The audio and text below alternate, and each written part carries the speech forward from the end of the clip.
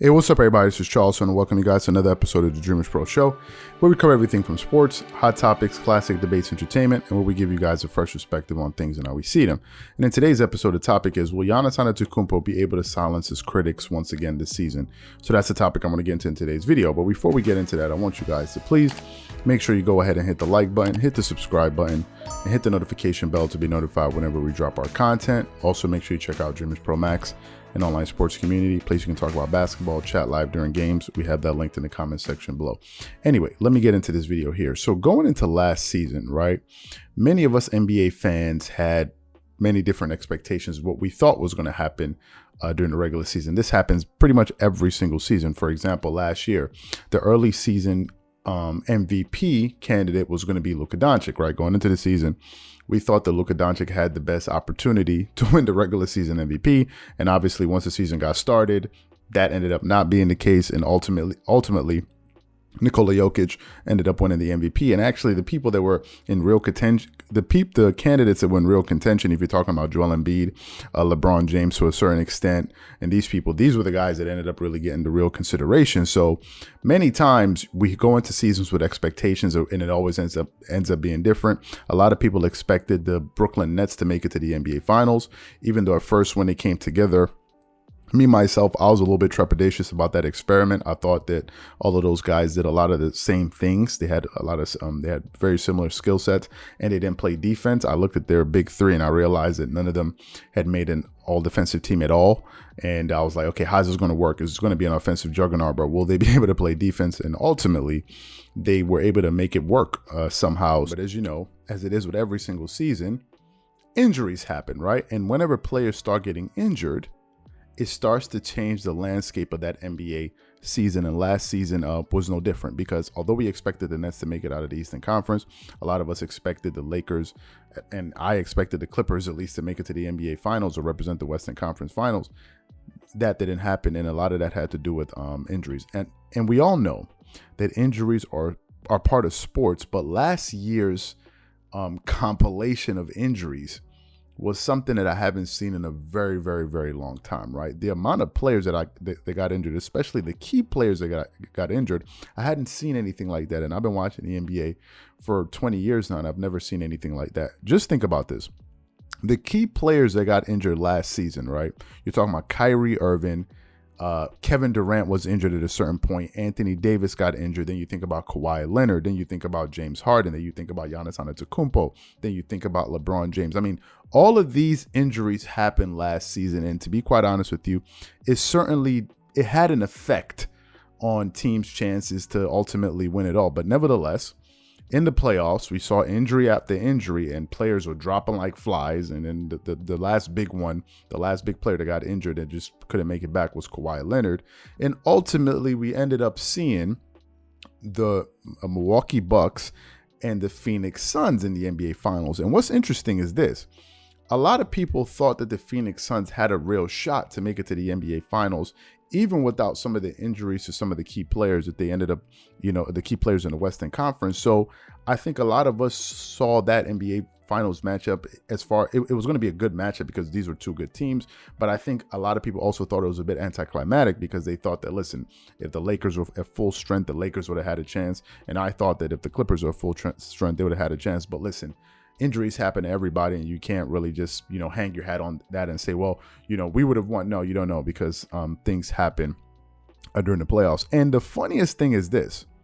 If you look at the run that the Milwaukee Bucks went on, a lot of people to this day, even though Giannis has won the NBA championship, a lot of people say, or have been saying, that Giannis got lucky, because had James Harden and Kyrie Irving not been injured, there's no way the Milwaukee Bucks make it to the NBA Finals. And I have to say this one thing. I think in that argument, I think a lot of people forgot that Giannis Antetokounmpo suffered a freakish injury in the playoffs. Y'all saw when he went up for that play and he came down on his knee and he landed awkwardly. I mean, it was like a freakish looking injury. A lot of us thought at that point he was gone. A lot of us didn't expect Giannis Antetokounmpo to come back. So Giannis himself also got injured in the playoffs. It's just that somehow miraculously He was able to lick his wounds faster than everybody else and come back. So the argument that Giannis himself got injured in the NBA playoffs and he made it back. And I think one of the things that people are trying, well, if this team were healthy, Giannis can only play who's in front of him. It's not Giannis's job to ensure his health and the health of all of his opponents that he's going to be facing. That's not his business. Whoever's in front of him, that's who he's going to play. And I think that a lot of people, yes, injuries play a role, but to be quite honest with you, like Giannis got injured too. So like, let's just stop it. And now that we're talking about Giannis, let's talk about just how dominant this guy was in the playoffs and the finals. During the playoffs, Giannis Antetokounmpo, this last playoff campaign, he averaged 30 points per game. He shot 57% from the field. He shot 18% from the three-point line, but that's not really his forte. But anyway, 18.6%.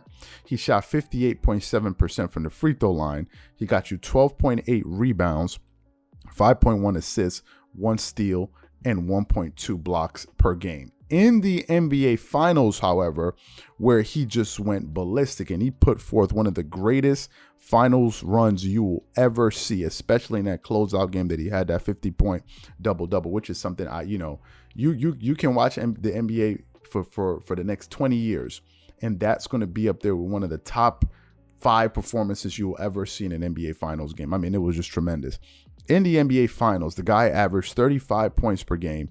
He got 13.2 rebounds, 5 assists, 1.2 steals, 1.8 blocks. This is in the finals, right? He was shooting 61.8%, 62% from the field. He shot 20% from the field, from the three, but he was only attempting 2.5 threes, and he was making 9.3 free throws per game, shooting 66% from the free throw line, right? And in his closeout game, he had that 50-point double-double where he hit 17 out of 19 free throws.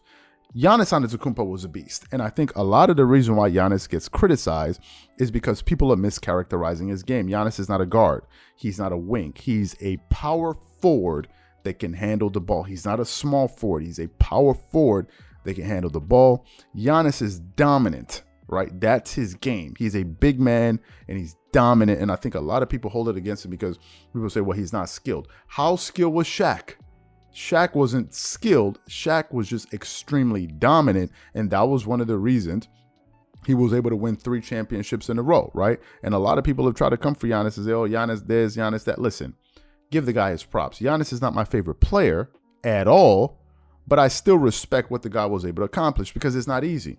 A lot of people try to make it seem as if what Giannis does is easy, and they try to, and the reoccurring argument or the reoccurring talking point that I hear is this: he only is able to do this because he's tall and athletic, forgetting that almost everybody in the NBA is tall, and a lot of the players in the NBA are athletic. So look at Ben Simmons, for example. Ben Simmons and Giannis Antetokounmpo, I think, have the same height. Ben Simmons is extremely athletic. Why isn't he doing what Giannis Antetokounmpo did?